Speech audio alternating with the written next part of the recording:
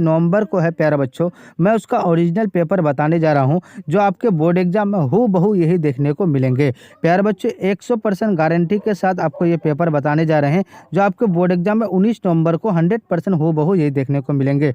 अगर आपको नहीं लग रहा है तो आप अनसब्सक्राइब कर देंगे, ठीक है। द्वितीय भारतीय भाषा हिंदी, सब्जेक्ट कोड आपका यानी सेट कोड जो है आपका ए रहेगा, सब्जेक्ट कोड आपका 106 रहेगा, और आपका जो है प्यारे बुकलेट नंबर जो है प्यारे बच्चों आपका ये रहेगा 03066, है ना। उसके बाद क्या होगा 00, ये आपका बुकलेट नंबर रहेगा प्यारे बच्चों। टोटल आपका 100 ऑब्जेक्टिव पूछा जाएगा, जिसमें से आपको 50 ऑब्जेक्टिव का जवाब देना है और 50 सब्जेक्टिव का। तो प्यारे बच्चों ऑब्जेक्टिव बता दिए हैं, अभी जो है सब्जेक्टिव का बताने जा रहे हैं। जो भी चैनल में नए हैं चैनल को सब्सक्राइब कर देंगे, लाइक कर देंगे। ये निर्देश है प्यारे बच्चों, इस निर्देश को आप पढ़ के समझ सकते हैं। चलिए सेक्शन यानी ए, जिसको हम लोग खंड ओ जो है खंड ओ में ऑब्जेक्टिव बताया जा रहा है, बता दिए हैं। और अभी खंड ब में जो है प्यारे बच्चों आपको सब्जेक्टिव बताने जा रहे हैं। देखिए ये गद्यांश है, देखिए किस तरह से है। देखिए आप पढ़ते हैं हम लोग, निम्नलिखित गद्यांशों में से किसी एक गद्यांश को पढ़कर नीचे दिए गए प्रश्न का उत्तर दे। क्या कह रहा है, प्रश्न का उत्तर दे। तो देखिए प्यारे बच्चों पहले गद्यांश का तरीका क्या है, पहले लाइन बाय लाइन पढ़ेंगे। देखिए समय प्रकृति का दिया हुआ है, सबसे अधिक मूल्यवान उपहार है, इससे उत्तम कोई धन नहीं है, समय का सदा सदुपयोग करना चाहिए, बीता हुआ समय कभी लौटाया नहीं जा सकता है, ठीक है। और उसके बाद कह रहा है कि जीवन में अनेक लोगों की शिकायत होती है कि काश मेरे पास कुछ समय होता। बहुत से कुछ व्यक्ति समय मिलने पर पछताते हुए देखे जा सकते हैं, है ना।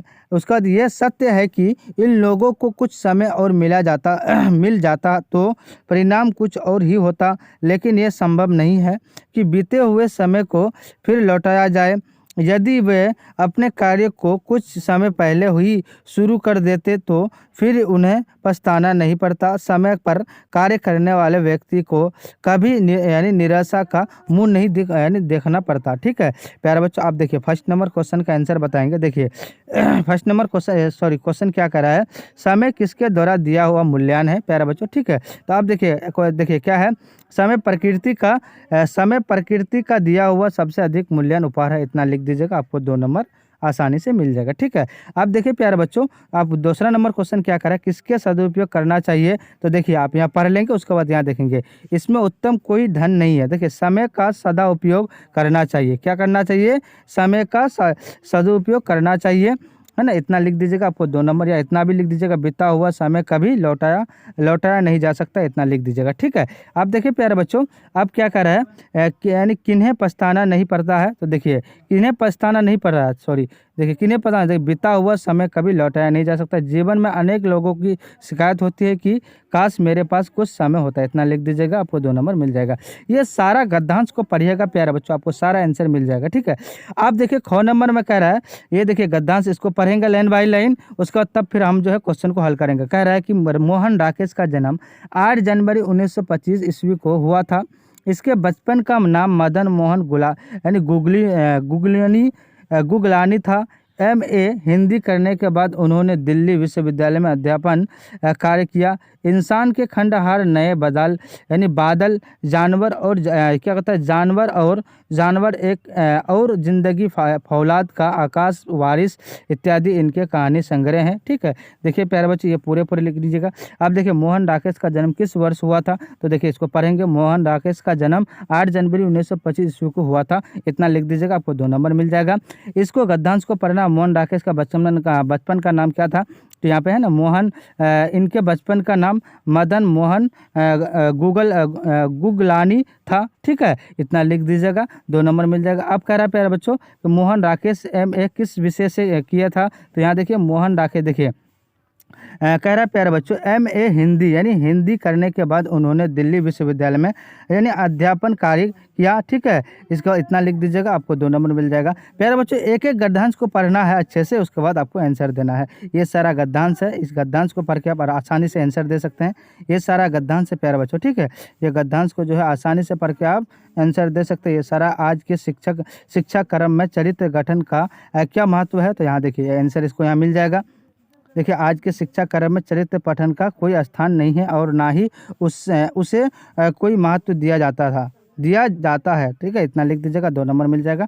अब चलिए प्यारे बच्चों डायरेक्ट हम लोग क्वेश्चन के ओर पढ़ते हैं। ठीक है, आप देखिए वो गद्यांश को तो समझ लिए। अब देखिए कह रहा है कि निम्नलिखित में ऐसे किसी एक विषय पर दिए गए संकेत बिंदुओं के आधार पर लगभग 250 से 300 शब्दों में लिखेंगे। तो हम लोग लिखेंगे। ठीक है, 100 यानी 100 यानी 250 से कितना 300 तक आप लिखेंगे तो कितना 10 नंबर मिलेगा। ठीक है, भूमिका में, महत्व या प्रकार में, जिसमें भी आपको आता है मैं एक में बता देता हूँ आप लोगों को। ठीक है, आप लोगों को जिसमें आता है उसी में लिख दीजिएगा।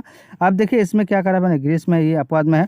ये क्या करा पैसों, अपने प्रधान अध्यापक के पास एक आवेदन पत्र लिखे जिसमें बीमार माँ के देखने जाने के लिए छुट्टी का निवेदन हो, ये लिख दीजिएगा। उसके बाद ये लिख दीजिएगा निम्नलिखित प्रश्नों में से किन्हीं 5 प्रश्नों के उत्तर प्रत्येक का लगभग 20 से 30 शब्दों में दे, है ना। प्रत्येक प्रश्न कितना है, यानी 5 शब्द है, 5 प्रश्न का उत्तर देंगे, प्रत्येक प्रश्न 2 नंबर का। ठीक है, 20 से 30 वर्ड में लिखेंगे। चिमटा देखकर अमीना के मन में कैसा भाव जगा, तो ये लिख देंगे प्यारा बच्चों। ये सारा आपका है।